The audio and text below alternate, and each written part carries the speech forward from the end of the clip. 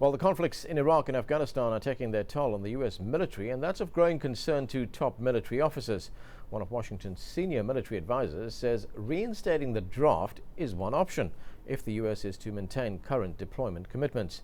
The White House maintains that the military will remain voluntary. But as Hanan Sarhan reports, discussion of a change in policy is highly controversial. The U.S. military, perhaps the greatest fighting force on Earth. But huge deployments in the wars in Iraq and Afghanistan may be overstretching their capabilities. So concerned are some senior U.S. military officials that the prospect of a draft may not be out of the question.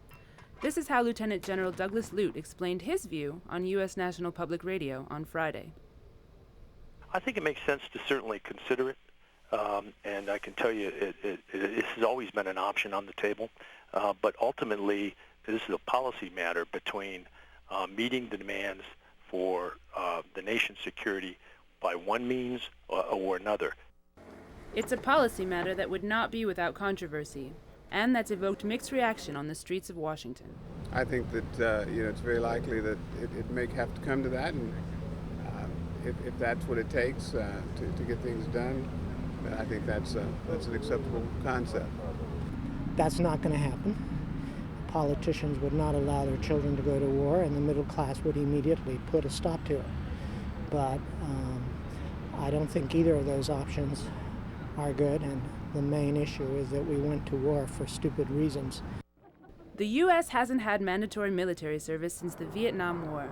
In 1973, President Richard Nixon abolished the draft in response to public outcry over an unpopular war and an equally unpopular policy.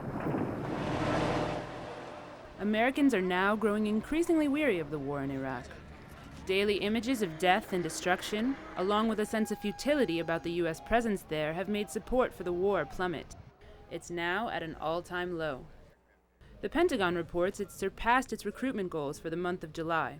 But numbers for May and June fell well short of their target, despite a $20,000 bonus promised to new recruits if they sign up before September. The White House maintains that an all-voluntary military meets the country's needs, and at the same time, U.S. President George Bush has promised an increase in the number of men and women in uniform. However, dwindling support for the conflict may mean he won't keep that commitment unless he's prepared to confront the American people with a controversial draft. Hanan Sarhan, Al Jazeera, Washington.